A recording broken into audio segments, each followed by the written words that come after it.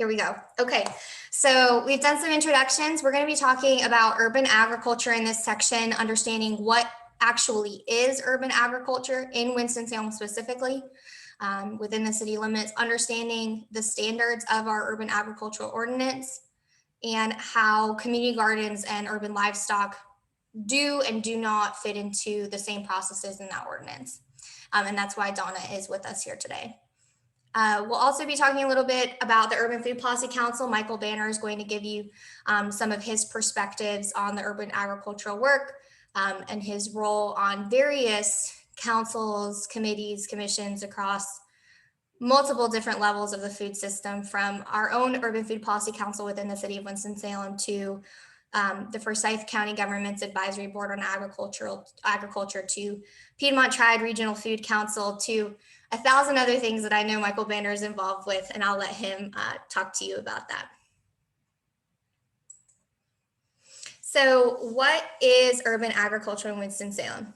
And this is available in our ordinances, and it says specifically this language. I'm going to read it to you because I think reading it word for word is important to understanding what is included. So it's the growing, processing, and distribution of food and other agricultural products through cultivation. It may include plant cultivation and the growing of non-food crops, such as herbs and ornamentals. This use may include accessory structures and buildings used for agricultural-related storage or field packing. Urban agriculture does not include the accessory cultivation of plants on residential lots solely for use and or consumption of the occupants of said lots or on-site accessory sales. So we're going to break that down throughout our whole discussion today.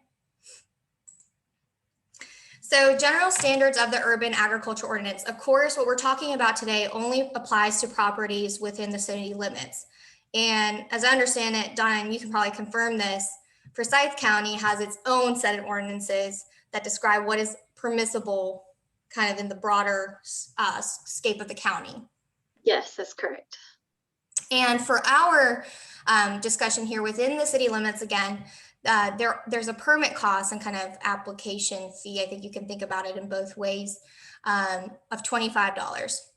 And on-site sale and distribution of produce grown on-site is allowed. So you can, from what we understand in the ordinance, and Donna will continually correct me if I'm wrong, you can pop up and sell something that you're growing specifically on your land, but you couldn't bring something from another piece of land and sell it on that land. So this gets nitpicky, and I'm trying to be very specific here. There's also, it's important to keep in mind setback requirements, and that's also really important for our community garden structures and setups, and then also for example, with chicken coops, and we'll talk a little bit about that. So minimum setback requirement of 5 feet from neighboring properties and any rights of way. And then some structures, so greenhouses, hoop houses, storage buildings, anything that you think of like that for urban agriculture, those may require you to get an additional permit filed and pay perhaps an additional fee. And site plans are also usually required. And depending on sorry, Donna, you look like you wanted to say something. Yeah, site plans are definitely required. Basically what you would need to show is the outline of the property, and then you would need to show the proposed location of the gardens, and then any structures if you plan to have structures there as well. Great, thank you. And I do understand planning does have some templates that can be used, or some kind of graphics that you can use to understand what a site plan looks like, and those are available on the city website. Yes. And then parking considerations may need to be made. Donna, maybe you can comment on at what point parking considerations may need to be made. Yeah, so what the ordinance says is, well, I'll just read it to you word for word. So if it's a non-residential district, you have to have 1 space per 20,000 square feet of lot area. Now, if it's a residential zoning district, to get the approval for that permit, you have to go before the zoning board and get the approval for the special use permit. And when you are at the meeting with the zoning board, they will state how many, or they may address how many parking spaces that you're going to be required if it's a residential site. So it just varies depending on what the zoning district is of the site. But for smaller scales, this is usually, not something that you need to consider. Yeah, out of we've maybe done 5 of these permits since this became available, and I don't recall any of them being required to have parking. Okay, thank you. That's helpful. So these are the important things for us to keep in mind as we are developing projects associated with urban agriculture, and probably in the most simplified form. So Donna was mentioning a little bit about residential versus non-residential, and so we broke it down into a table for you to see. And there's a way that you all can access information to find out what zoning district your property is in, and I'll talk about that on the next slide. But you'll see here that there's about 14, I think, that require a special use permit and a zoning permit. And then there are some which are 5, 6, 7, 8, 9, 10, 11, 12 that don't require a zoning, or that do only require a zoning permit and not the special use permit. Do you have additional thoughts about that, Donna? Yeah, just to kind of explain a little bit. So some districts like AG is a zoning permit only. However, it's also the AG zoning district allows residential development and some commercial development. Same thing for PB. And then some of the RS zoning districts and the RN zoning districts, those are residential districts, but they may also allow some commercial development.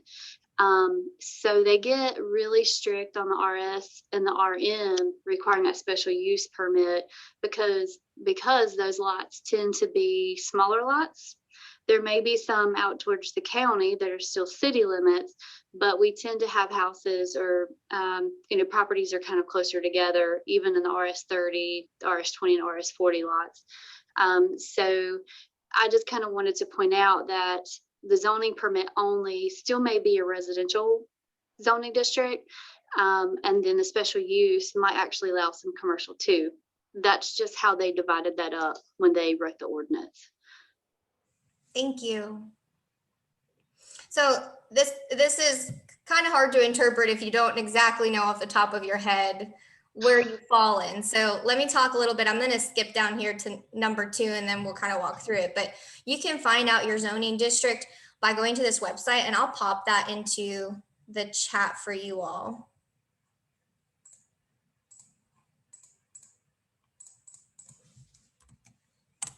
All right, so now it's in the chat. And there's a button on there called the Planning App button. So that can help you figure out what zoning district that you're in. But you can also call the inspections division. I believe this is still the most up-to-date number that can be used. Correct? Yes, thank you, Donna.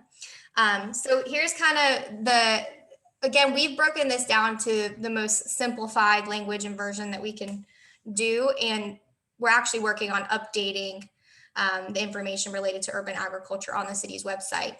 But this is what we'll walk through today. So first, in deciding whether to start an urban agricultural project, you want to know if you require permits.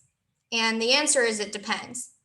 So a permit isn't required if the project is located on the same lot as your house and is within the city limits. But it is if the project is located on a different lot than your house and is within the city limits, and it was developed after May 4th, 2015. And I know, Donna, you're going to have some thoughts to add to that one. Yeah, the big thing is, so you're allowed to have gardens on the lot where you live, and you don't have to have any kind of permits for that. You can invite neighbors in, you can invite family and friends in, and they can help you garden that location. And again, you don't have to have any kind of permits for that. Kind of the way to think about it is when you deal with land use, there's a primary use and an accessory use. So if you have a house on this lot and you live there, your primary use is your house. So your garden that you have there for personal use would be considered an accessory use. So what this is doing, this urban ag, what it allows you to do is go to a vacant lot that does not have a primary use, and you establish that garden or that urban ag as that primary use. So, you know, I've had people call in and say, well, we just want to garden on our lot and we live there and the neighbors are going to come over, so we need an urban ag permit. And the answer to that is no, you do not need a permit for that. You can go out there and start gardening on your own lot and invite those friends and family over to help you garden that. Thank you. And we'll talk a little bit about the community garden piece a little bit later too. But, you know, it's also important to consider if you're gardening on something that's not your property, you want to establish some written agreements, and we'll talk about that later as well. So we mentioned, you know, next step, you've established whether your project even needs a permit. Now you need to figure out what zone are you in. So you go to this website and you use the planning app, or you call the inspections division and they share some of that information with you. And once you establish, you know, what permits you need, you can fill out an application, which is also available on the city's website under applications, and then on the planning section of the website as well. But it's called Application for Residential Zoning Permit. And I can go ahead and send that out in our FAQs in the follow-up to our food summit. And then the next step after that is you're going to go possibly before the Winston-Salem Zoning Board of Adjustment for a hearing. Donna, do you want to mention at what point it would have to go to the Zoning Board of Adjustment, or what people should be prepared to do? Yeah, so if you wanted to establish a location, the first thing I recommend is to give the office a call, the 727-2624. Whoever you reach on the phone, just let them know that you're trying to establish an urban ag project or a lot for urban ag. They will likely send you to a permit tech. We have 3 permit techs who handle these permits when they come in. So the first step is looking at the address for the site and determining what the zoning district is. We have to know what the zoning district is so we know if you need the special use permit or if we can just issue the zoning permit. So if we find that you do need the special use permit from the zoning board, there's a calendar of events for the zoning board. So we can tell you, you'll have to submit your application by this date. You have to post a sign at the property advertising for that meeting because it's a public meeting. So by law, we do have to advertise that. And then we can tell you the date of the actual meeting. So at the meeting, you are a representative, someone who knows about the site and what's being proposed. They need to come to the meeting on the assigned date.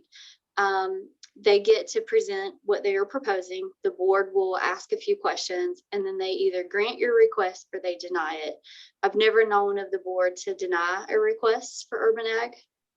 So you get your approval.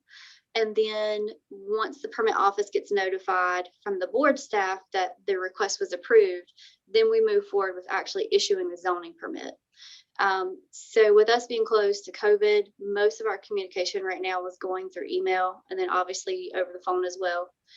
So we will go ahead and prepare the permit and then we'll email or call to let you know your permit's ready. You make payment to revenue. You can make that over the phone, in person, through the drive-through.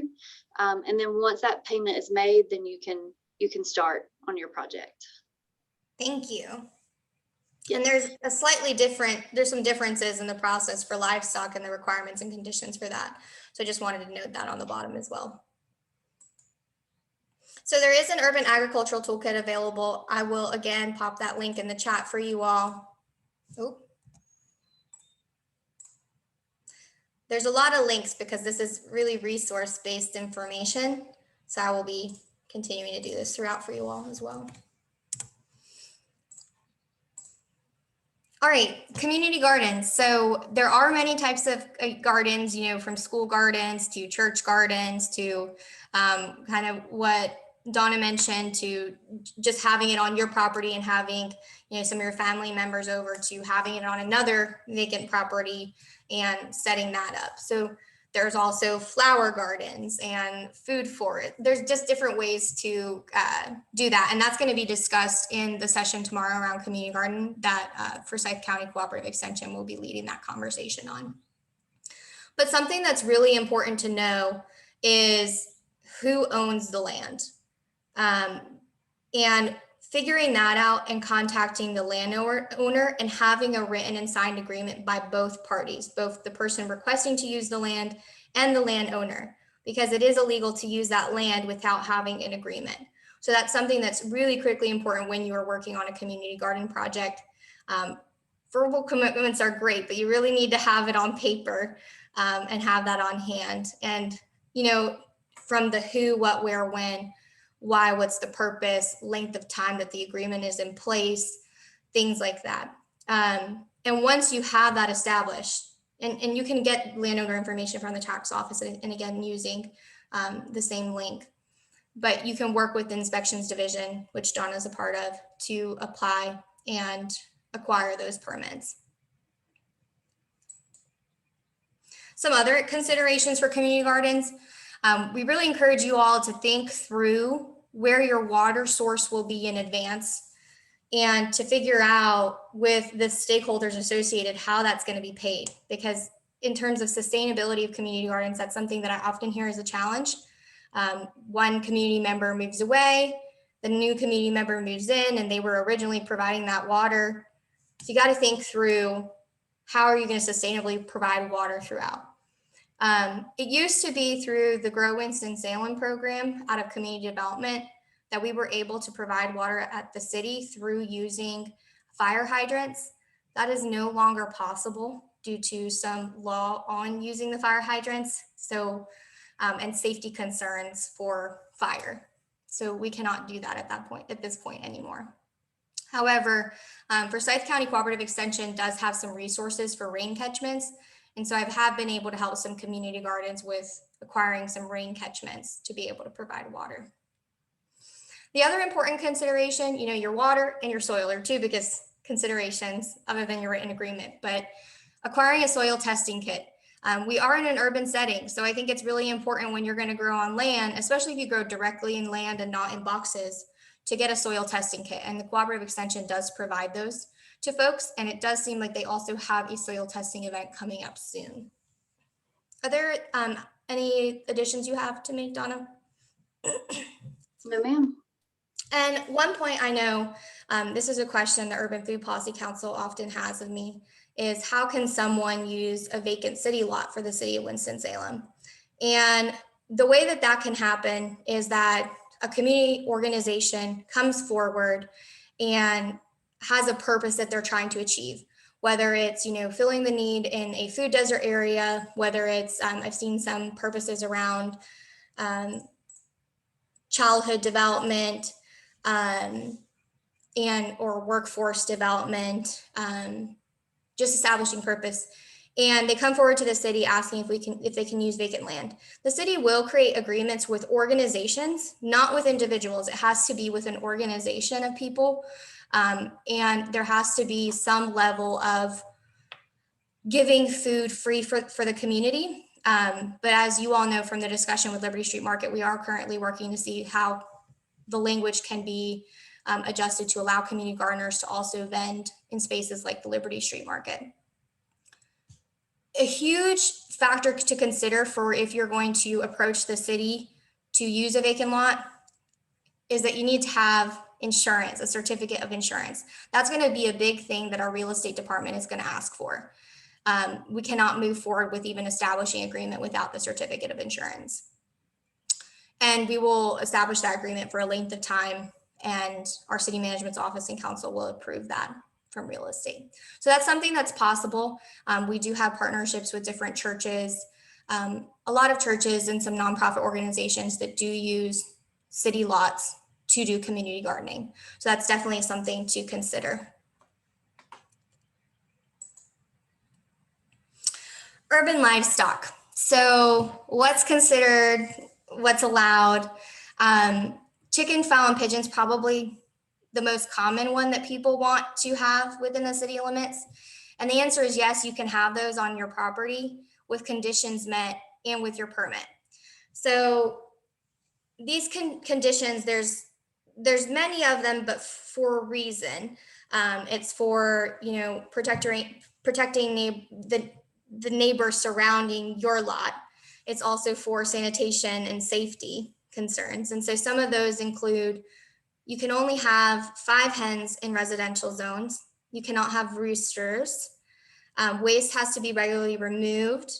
Food waste has to be covered in waterproof containers. It has to be in the rear of the home, so you can't place the coop at the front of the home. And coops have to be they cannot be closer than 100 feet to adjacent lot, or requires an agreement from the neighbor. We do know that the Urban Food Policy Council has presented some recommendations on this. And I'm sure, Megan, you'll like to share some comments in either now or at the Q&A point about some of the research that you all did and recommendations you made. Timing is up to your preference. Let's wait. Let's get through the content base, and then we can talk about those recommendations. Pigs. So pigs are not allowed within the city limits. Horses, mules, donkeys, goats, sheep, and cattle are, and they also have conditions that need to be met and also require a permit. Rabbits are also allowed, but with conditions. No permit is required for rabbits, but there are sanitation requirements that are needed. So you can't have more than 10 rabbits of breeding age. The hutch can't be closer than 20 feet from the property line, and then no closer than 50 feet to the main building on the adjoining property. And just in general, you know, your food and waste want to have covered containers, waterproof containers as much as possible. Donna, do you have thoughts to add to this portion? So this part of code is actually city code and not part of the zoning code.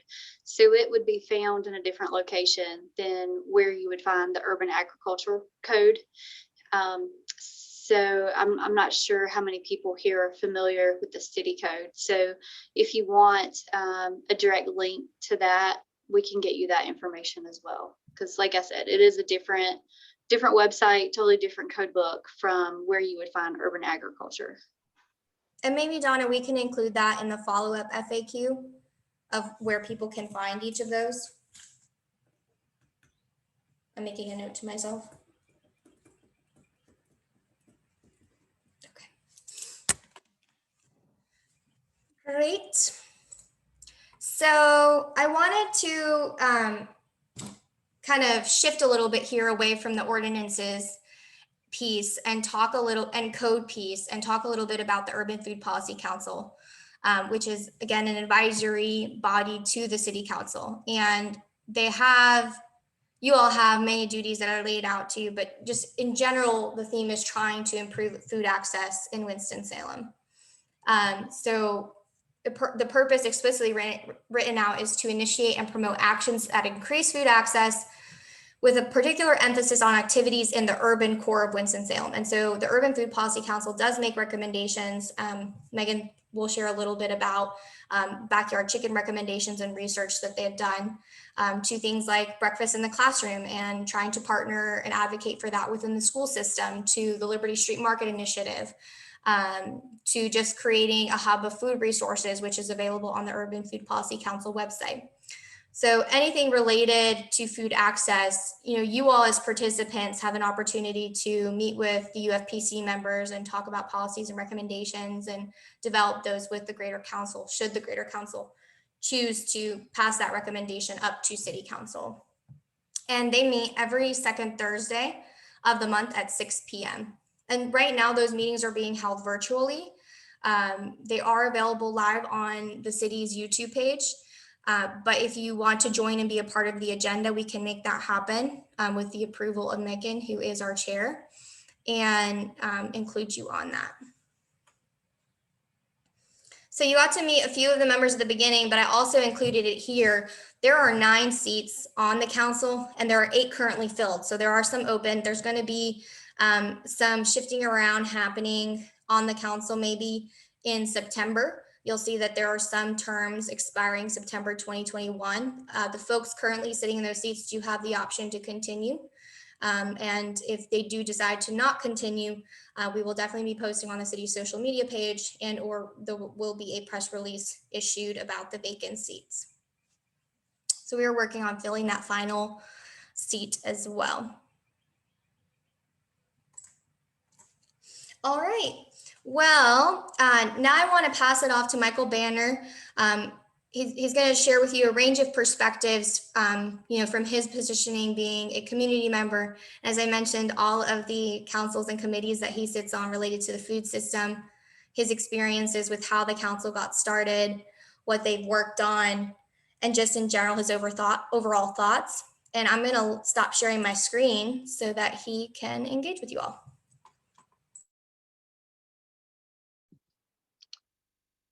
Thank you, Tiffany. Good afternoon again. Michael Banner. I am the inaugural chair of the Winston-Salem Urban Food Policy Council.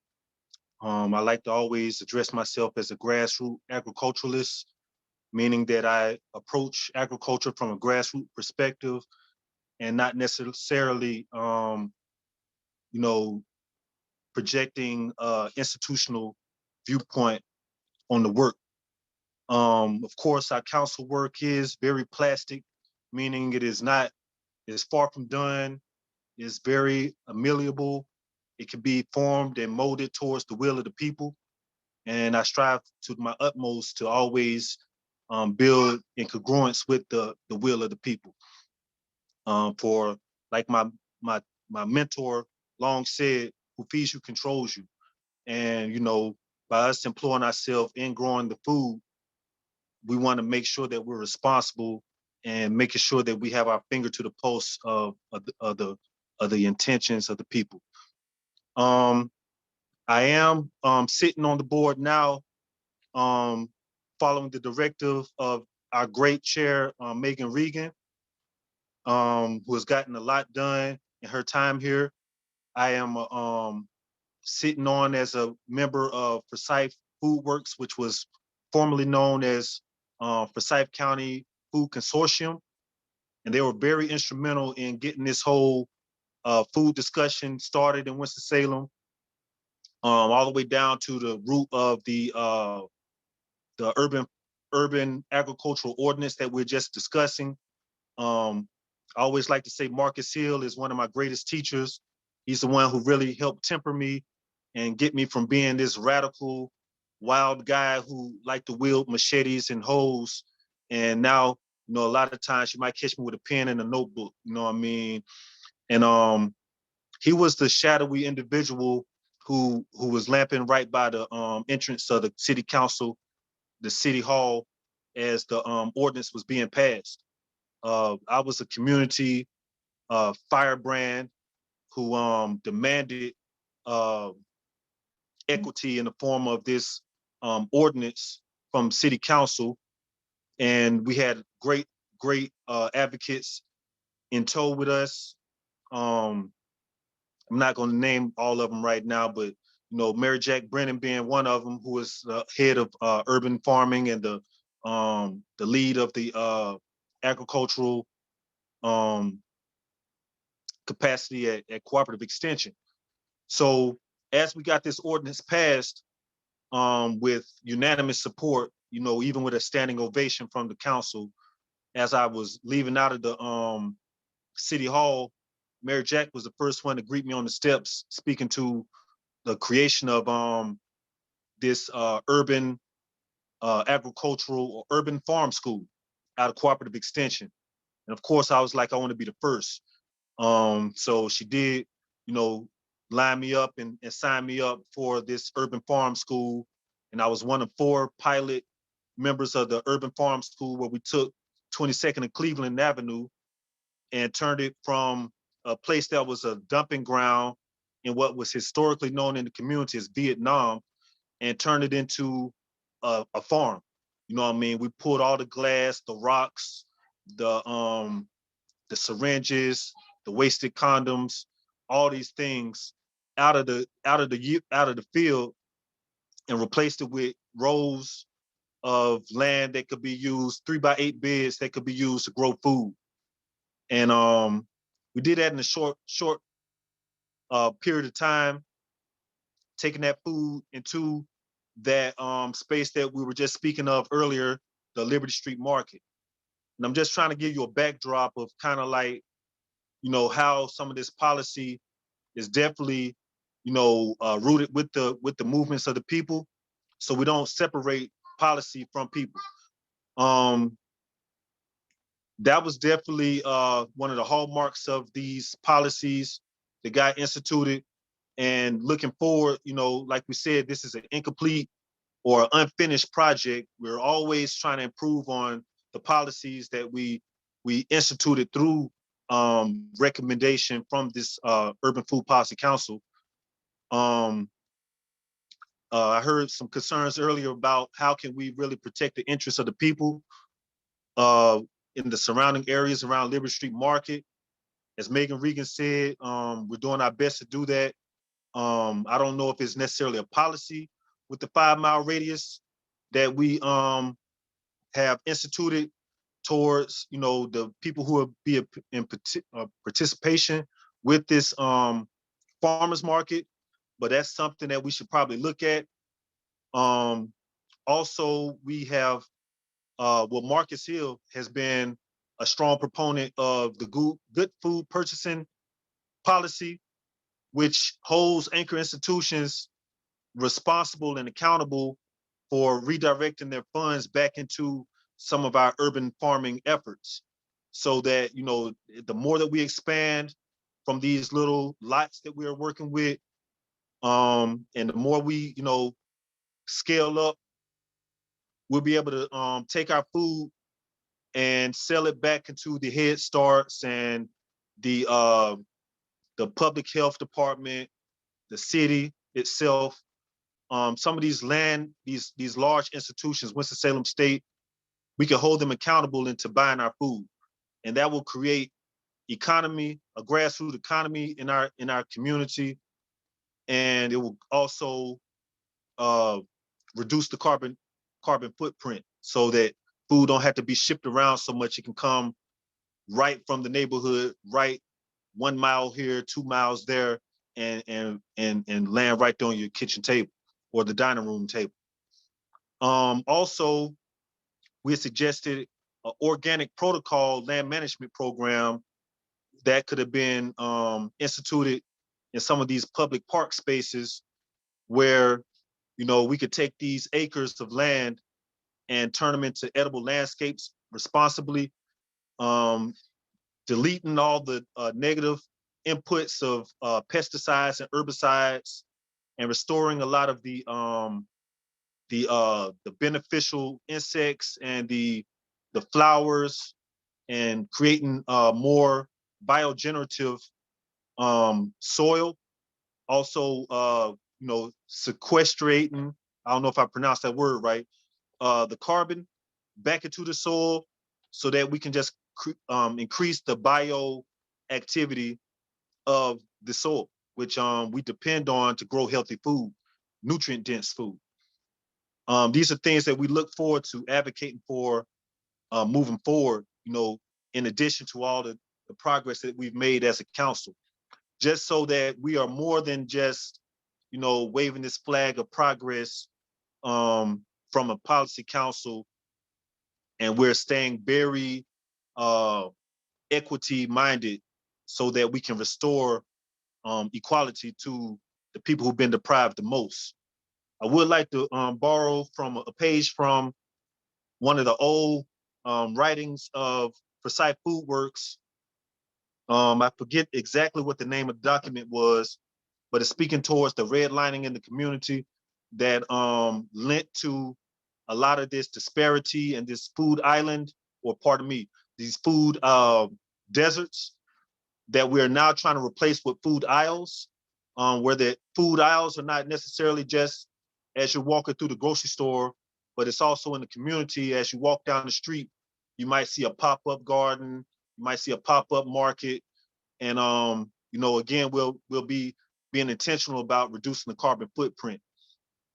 So in this article, it was written that during the Depression, the Homeowners Loan Corporation, a New Deal agency, refinanced mortgages for the over 1 million struggling homeowners. As part of this work, the agency sent out assessors who rated neighborhoods based on several factors: housing stock, sales and rental rates,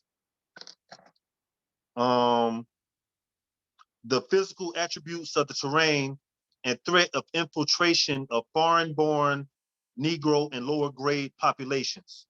This propelled city development into high and low access regions along racial lines that are still prevalent today. So this was, a response to the Depression era where the New Deal was formulated to pump money back into some of these homeowners in the mostly white affluent communities, and the Black neighborhoods were redlined and pushed further back. And this is still prevalent today. The maps actually coincide with what they call food deserts.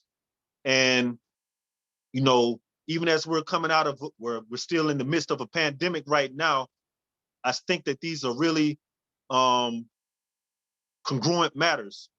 We've just received as a city $55 million more, where, a lot of the money has been, given to food pantry efforts, crisis prevention efforts, where, the most immediate needs of the people are being met with, canned foods and non-perishable items, which is very, very necessary. But also looking forward, as a food policy council, we want to think about the more sustainable, long-term obligations that we have, in response to, things that have been done in a very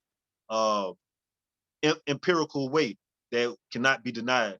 So, we're looking at, how to best employ these Grow Winston and urban agricultural ordinance, where we could take these city lots and, like I said, take some of these larger terrains that are in the public spaces like the city parks and greenways, and produce more food, more jobs, and more nutrients for the community.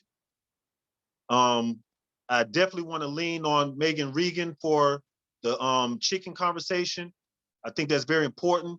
For a long time, we've been raising chickens in our community, even before the ordinance came out.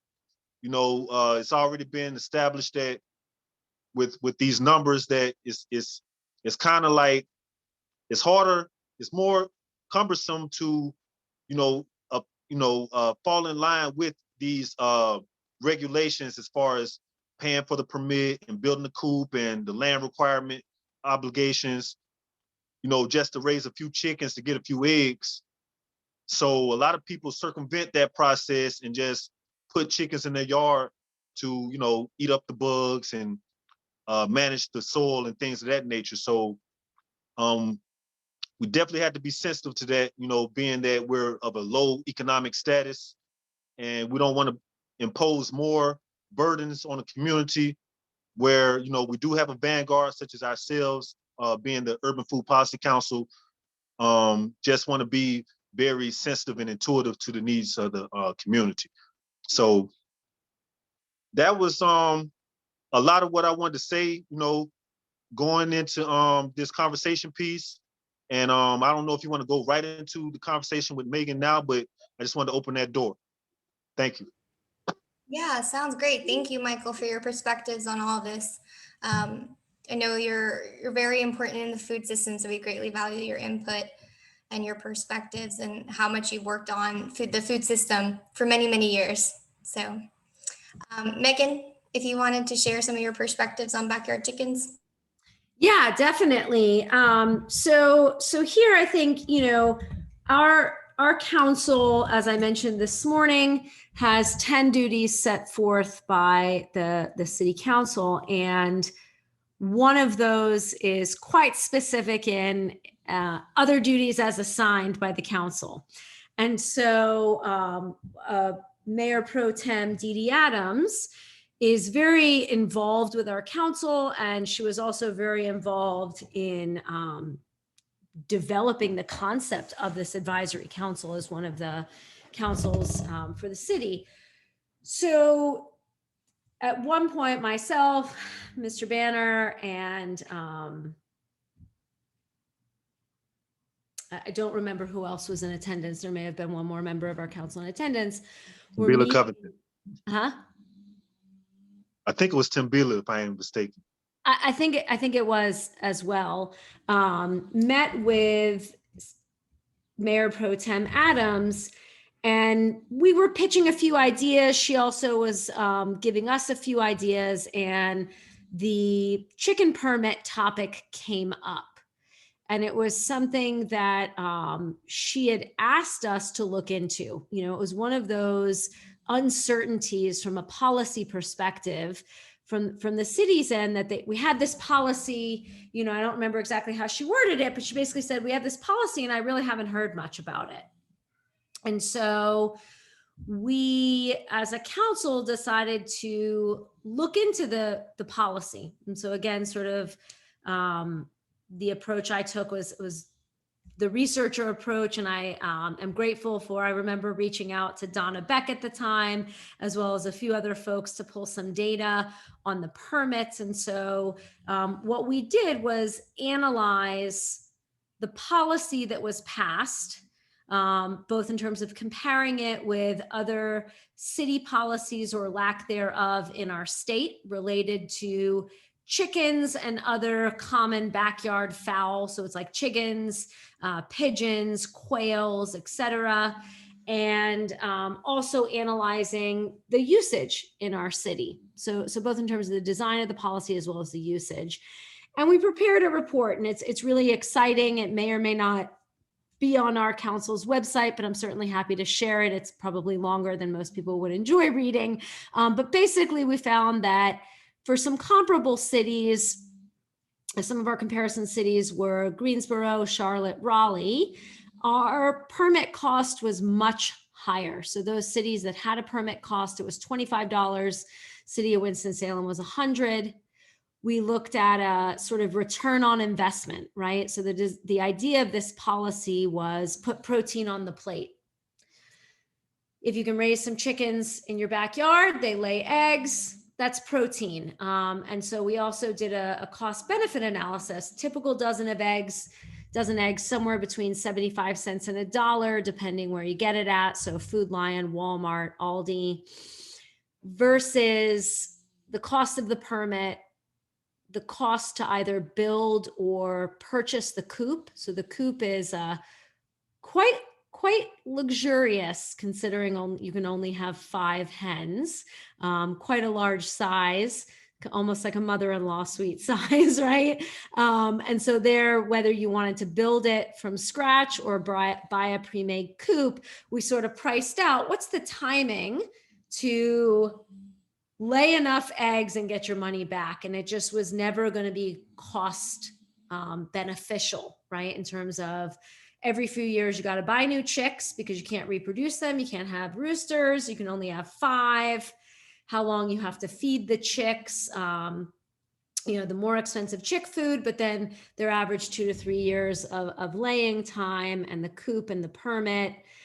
There's also sort of a implicit disadvantage for folks who don't own land. So you have to get not only permission of your neighbors, but also then permission of your landlord, which certainly makes sense. But again, if the idea here is putting protein on the plate, addressing some food insecurity and budget concerns, the joke I made, which is my opinion only, is most of the people that had these permits were sort of making homemade mayonnaise like Martha Stewart recipes, which I love to make homemade mayonnaise off of fresh yolks and things like that. But certainly in terms of putting protein on the plate for individuals who were budget constrained, this was not it. And so also from the city's perspective, there were very few permits that had been issued. So I think at this point we were sort of 4 years into having the option of the permit, and there were 16 permits. We plotted those on a map to look at where those were, and certainly there was no overlay with areas of high poverty or food insecurity and where these permits were. And so we presented that report with basically some recommendations of review the policy and try to make it a bit more cost effective. And the city responded immediately, and they dropped the fee from $100 to $25, which is a significant percentage drop, and put it on par with the other cities' permit costs that had a cost to it. So some cities just say, you can have them, you don't need the permit. Whereas some cities say you can have it. And so ours sort of had fewer number of chickens, higher cost, and bigger coops. So hopefully the next steps there are they'll relook at some of the other aspects of the policy, which is how large those coops have to be, how far away they have to be set from someone else's property. And if we could have roosters, I could see some of that easement concern, but hens are not real noisy. So that's kind of where that is. But again, I would like to say that I appreciate the support of the city. They got us that permit information really quickly. And then once we submitted that report, they really responded, especially in terms of the quick items that could be addressed, which are, let's just lower the permit fee to 25. We're not sure if that's permanent or not, but I hope it is. Yeah, just to add to that, like Megan said, before it was $100, which was a complex zoning permit, and a zoning inspector would go out to visit and inspect the coop. And in light of COVID and in light of the report that the Urban Food Policy Council provided, that was changed to a simple zoning permit, which carries a fee of $25. Donna, do you want to add anything to that? No, you basically summed it up. It was $100, and it included the zoning inspector coming out to check that the coop is placed where it's supposed to be based off the site plan. And then we did lower that to $25, no inspection. So it's kind of the exact same permit as the urban ag. It's just one is coded for chickens and the other one is coded for urban ag. Thank you. So that's the bulk of today's information and session content, but I would like to open up for, Urban Food Policy Council members who want to share some of their perspectives and or questions that you all may have, questions that you may have related to the urban ag ordinance, urban livestock, community gardening, so on and so forth.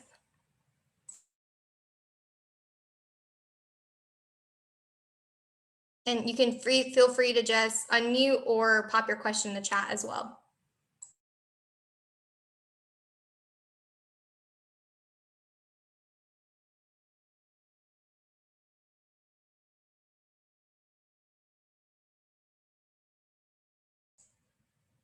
We're thinking. Thanks for the work on the livestock policy and permitting. Really appreciate that work. I would say also the 100 feet span is onerous, especially requiring notarized affidavits from those adjacent neighbors.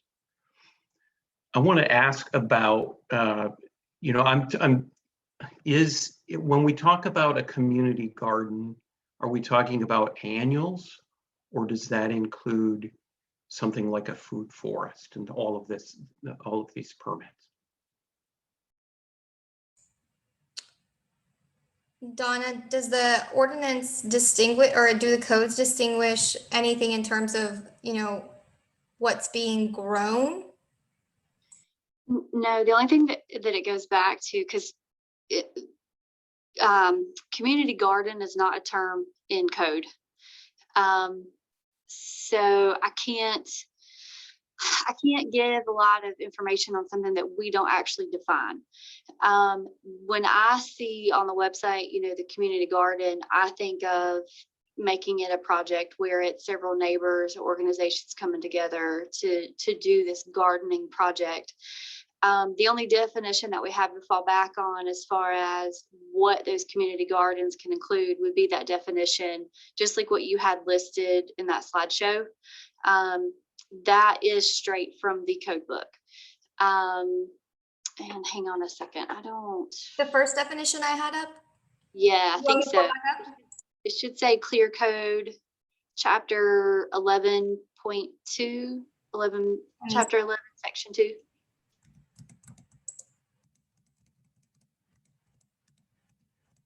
Yes. Yeah. So it just says growing and processing, distribution of food and other agricultural products through cultivation. It may include plant cultivation and the growing of non-food crops such as herbs and ornamentals. May include, yeah, so it's not, I know the question was annuals. Do you mean specifically like flowers or? Well, I guess I like Carol's defining. Is this an annual permit or is this a one-time permit? Oh, I'm sorry. I thought you meant like growing annual plants, like annual flowers. Yeah, I did I ask thought as that, but yeah. But No, Carol helped clarify. the permit is good forever. So as long as, so you get your permit, you pay, you get started, that permit covers you forever until you decide to stop farming or gardening the land. And then, let's see, my thought would be is, so if you pulled the permit or a company pulled the permit, organization pulled the permit, and you did this gardening of this lot, and then you stopped and you decided 5 years later to come back and start again, I would think we would need to reissue a permit to reestablish that use. So I think as long as you continue to use it every year, you'd be okay. But if you just stopped using that land, then we would probably want to issue another permit for that. Thank you. We also have a hand raised from Matt. And you are currently on mute. Okay, Okay, I think I'm off mute now. you are. So for a couple of years, I worked with the Apple and Green City Farm, which I think was the very first urban farm permit issued by the city of Winston-Salem. And during the time that I was there, we went from being able to use the hydrant meters, which were great because you just pay for water, to that no longer being available, which I understand. But because it wasn't the property, none of us who worked there lived on that property. We needed to get a meter installed, and the city did install a meter, but we also had to have an irrigation backflow preventer installed and inspected, which is extremely expensive. Getting a good deal from a friend who was a plumber still cost us about $1,000, which is a pretty high barrier, I think, for many people wanting to do urban agriculture. And I wonder if there's any support to be had from the city on that, or if the policy council is interested in looking into that issue at all. In some cases, I think you can use the water off of a building on the property, but then you're also paying the additional cost, which is considerable. It comes out at least twice as expensive for the water. So anyway, I just wanted to raise that issue because it's a pretty high barrier, I think. We were able to pay it because we had been growing already with the hydrant meter water. So we had some money in reserve, but if we'd had to lay out $1,000 to get started, we probably wouldn't have done it.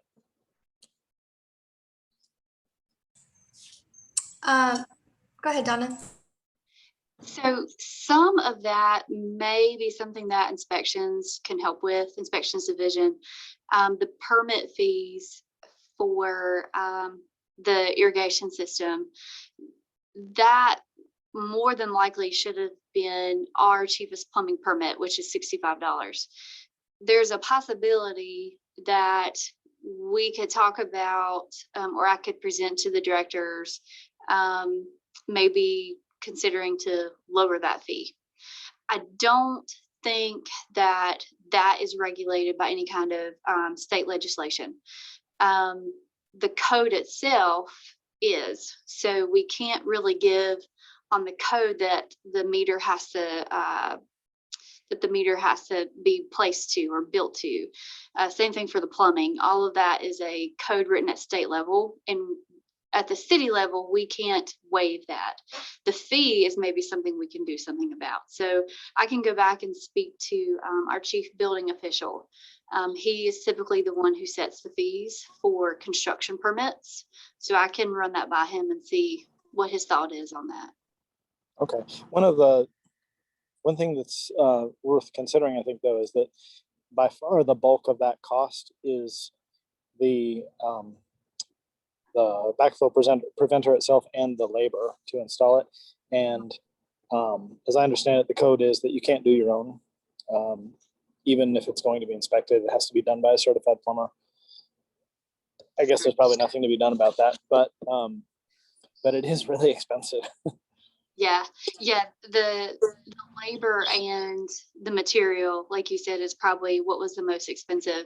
But I mean, I can talk to them about permit costs and see if there's any kind of leverage there if we know that it's being used for the purpose of urban ag. And also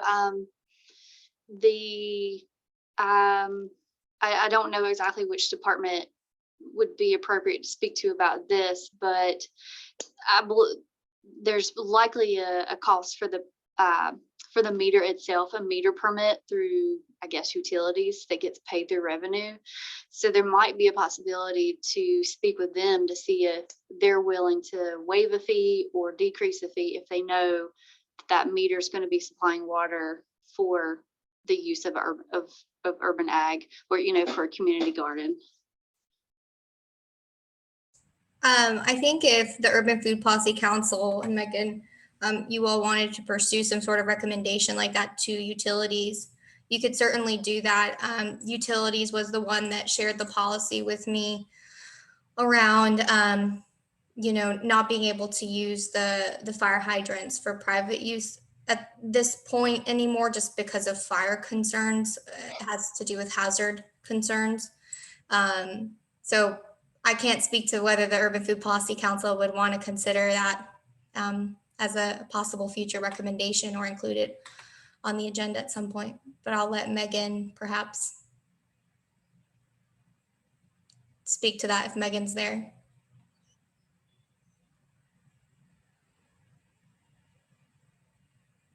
I am here now. I apologize. We rescued a bunny yesterday and there was a bunny emergency there for a second. So I did miss the utility part of this conversation. Yeah, Matt, Donna was bringing up that it might be worth bringing up to utilities the cost of waiving some of the fees associated with the meter, or maybe some of the water costs.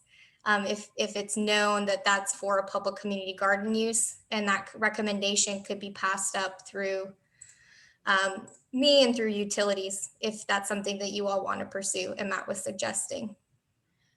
I think that's an excellent idea. So through the city's water utility. Yeah, I think that's a great idea for us to put on a council agenda to explore how to sort of maybe put together a proposal for them. Mm-hmm. And maybe Matt, since he has his personal experience with that, Matt, maybe you'd be willing to join for whatever meeting. I'm not sure if it'd be the next one, Megan, that we talk about this. I'm happy to be of service if I can. Thank you, Matt. Tiffany, I assume you have his contact information? I do. Matt also joins for our Forsyth food chat calls. So any other questions, thoughts? Yeah, pardon me. If I'm hearing correctly, now the water meter is pretty much, is it the lever or the tapping into the water infrastructure that's over the property, allowing for the disbursement of water? And if it... Sorry, go ahead. I was think gonna so. say if it is, is it? Think that is handled by, I believe, by utilities, which I am not part of. So to run a water line from the actual meter to a structure or from the meter to a site, that's what I'm involved in. So from the site to that water line that then hooks to a meter, I am not part of. That would fall back under, I believe, utilities department. Okay. So I was just wondering because like two gardens that I'm instrumental with, one on Cherry Street and the other one at Happy Hill Gardens. Cherry Street, they got their water line where they their water pump or whatever, I don't know exactly what you call it, that's tapped into that water infrastructure. They had theirs instituted probably in like 2018 maybe, where they got the spigot and then they could hook their water up into, you know, the irrigation system to water their plants. And Happy Hill Gardens, I think they just got theirs maybe the last month or the month before. And I think both of those gardens are in the Grow Winston program. So, you know, even our garden over here in the island community, we don't have any structures built yet that we would be able to catch water from, you know, so that'll be kind of a barrier. And it probably will be not suffice for what we need at the time. So I think some of these barriers, you know, if we really intend on seeing urban agricultural grow, some of these barriers definitely need to be addressed from the city. Not only that water one, but also like Tiffany mentioned earlier, the insurance. Like if we're in a Grow Winston program and we're expected to pay, I think our first time trying to get insurance, we had to pay up to like $400 that year.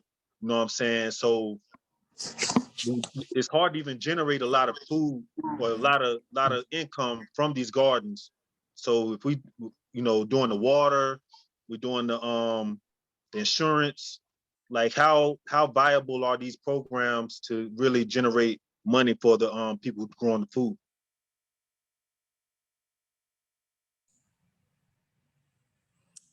Yeah, I think those are valid points.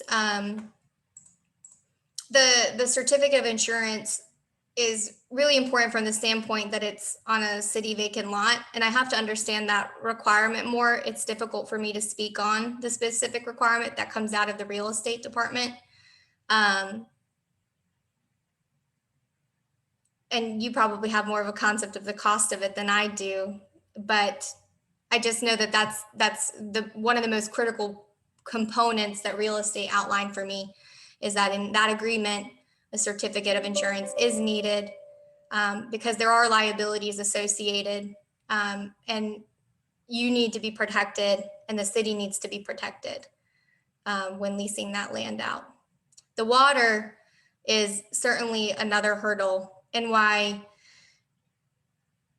we want to try to get in front of it in thinking about, okay, if we're going to start a community garden here, let's think first, is there water source available already that we can, is there existing infrastructure rather than trying to have to create the infrastructure?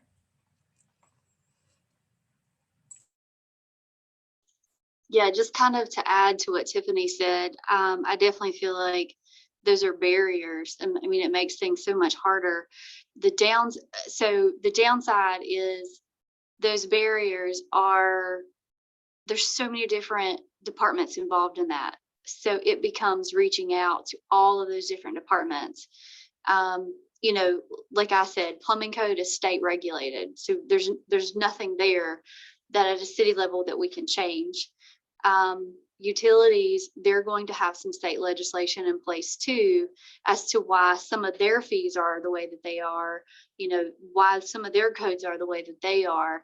So I feel like it's definitely worth reaching out to each of those individual departments to see if there's anything they can do to help out. So like this department can't change the fact that there's a plumbing code because it comes from the state, but possibly we can take a look at the fees and maybe do something about the fees. So it becomes putting in the work and the emails and the phone calls and reaching out to the appropriate people to see how they can help or if they're willing to help. So I don't know a lot of people outside of inspections. I've been here 15 years, but I have always been right here in inspections doing permitting. So if I can get you names and numbers, or I can call around and be like, hey, who handles this? Who do we need to talk to? I'm more than happy to try to help you out and get you those names and phone numbers. And likewise, you know that as well, Michael. Of course, I appreciate that. Now let me ask one more thing for clarity. So this the fee is the fee to get the water connected to the property? Is that what fee we're talking about? And if it is, how much is that? So I think there's a fee for the water meter itself, which would go through utilities. I have no idea what that fee is. And then there's the fee to actually connect the site to that water meter. So that's typically a water line that's being ran from the meter to the site. That is the part that this department covers. That's a water line permit. And right now that is already our cheapest plumbing permit cost of $65. But that's the fee that I can go back to the directors to ask if there's a way that we can decrease it, waive it. Like, is there a possibility to revise this fee when we know that this water line is feeding to an urban ag site? And Michael, we are capturing these questions as well. So we're documenting them. And before we release the FAQ, we'll make sure we have some answers, especially to kind of the quicker tangible questions you're asking, like, what is the fee? That information is just as much as asking. I did see that Carol had a question / suggestion, but are there any groups who make chicken coops? Is there a way to subsidize them for farmers? And are there ways to make rain barrels inexpensively available? Brandon commented that Boy Scouts make really good chicken coops, or good chicken coops. I added the really good. Chicken coops in general are easy to construct and customize to scale. Rain barrels can be outfitted from food grade plastic barrels and can be easily modified to meet the pertinent needs. I do know that for Forsyth Creek Week, which recently happened, they actually did a segment on how to create your own rain barrels. And I think that was recorded, so I can include that in the FAQ as well. But I do know that the Forsyth County Cooperative Extension does have an arm that can assist with that, and they're pretty good at locating sources or to either make them or to have partner with Home Depot or Lowe's or something like that to have that available. That's what I thought, Brandon. Yeah, Brandon said there are even 250-gallon barrels available via Cooperative Extension. Sorry, can't read today. So we'll include this information in the follow-up as well. So there are resources out there. You know, of course, rain barrels have their pros and their cons as well. And so we recognize those barriers. And I appreciate, Donna, you being willing to do what you can in your role as well. Any other thoughts or questions? We're running, we're running low on time. I'm trying to remember what time we're supposed to conclude here at 1 o'clock to be respectful of everyone's time. But does anyone have additional thoughts or questions? There is one comment I do want to make, and I think I had told you about this, Tiffany. So I am working on edits for the urban ag page. So a lot of times the pages for ordinances get created by the people who actually write the ordinance, and not necessarily by the people who do the plan review and issue those permits. So the planners might be familiar with the code, but they may not be so familiar with the permitting process, such as they know what zoning districts need a special use permit, and they know what zoning districts just need a zoning permit, but they are not typically involved in the zoning board, and they are not involved in the actual permitting process. That's typically me and my staff. So Tiffany, told me that she was pulling lots of information from the website. So I went there, and the information that's there is correct. It's just not necessarily in the right order and not necessarily laid out correctly, or at least maybe how I would like for it to be laid out. So I have sent some changes to our web designers, and I sent those changes over. Today's Friday. I sent those Wednesday. Had contact with them yesterday, so they're working on making those changes. But typically, you won't see those changes until all of the edits are done. So a lot of the information that was in Tiffany's PowerPoint will be added to that webpage, like the chart that broke down the zoning districts. I thought that was great because it explains. I think it's a lot easier to look at that chart and understand what districts need a special use permit and a zoning permit versus which ones need just the zoning permit. So there are changes coming, and it will address urban ag, and it will address urban livestock. So if you go to the page and some kind of seems conflicting, know that the information that was covered today and in the PowerPoint is the most recent up to date, and we're making those changes to the website. I can't thank you enough, Donna, because I know, for participating in our presentation today, but also for working to make the information more accessible. Me as the staff liaison and them as the Urban Food Policy Council, we put a lot on your plate, so we appreciate it. Yeah, no problem. If there's questions, call me, email me. I'll help out where I can. And if I can't help, I'll try to get you to the right person. Thank you. Any other closing thoughts? Well, if not, we will be coming back for the Food Summit tomorrow. We have a session at 9:30 in the morning on community gardening and agripreneurship. And we'll be joined by Cameron Waters, who is the program manager for community gardening with Forsyth Cooperative Extension. And Brandon Williams, one of our Urban Food Policy Council members here on the call as well, will be leading that session. And then at 11:30, we will have, the topic will be around urban farming and agripreneurship. We'll be joined by Mary Jack Brennan, who Michael mentioned a little bit earlier, who used to be with the Forsyth Cooperative Extension, is now with Memorial Industrial Development Corporation. And Brandon will also be co-leading that topic. Calendar or Zoom information has been sent out. If you have any issues, please contact me at tioliva@cityofws.org. But if anyone has any questions, I will be here, and we'll wait for everyone to exit the meeting, and we will make sure to send out FAQs. Thank you.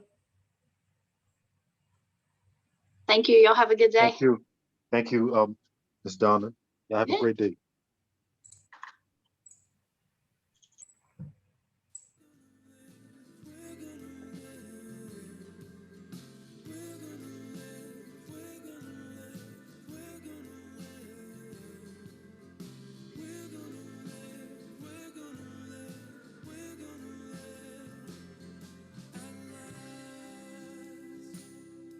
Did you have a question, Christopher? You're on mute. Looks like you're working hard. Yeah, I had to come to school and check out my regular garden and the Looks hydroponic great. garden. But yeah, it's a lot of work. I got to get these cover crops in. I had an interest in your council. I saw there's some positions. If I could get any information on that before I say, I'm gonna just whatever that process. I'm going to send you an email about the ordinance that established it that has the duties. And I'm going to also send you some other information and where you can apply. Okay. It will be good for you to also have a conversation with Megan, because Megan can also make a recommendation to the mayor's office. Okay. Kind of just to put a star on your application. Right. So thank you. Hope you'll join us tomorrow. Thank you. I will. I'll see you tomorrow. Bye. Bye. I can figure out how to get out of here. I can also take you out if you prefer. Oh, there we go. All right. Well, Tiffany, thank you so much for having me. Thank you. I really appreciate you coming. Yeah. So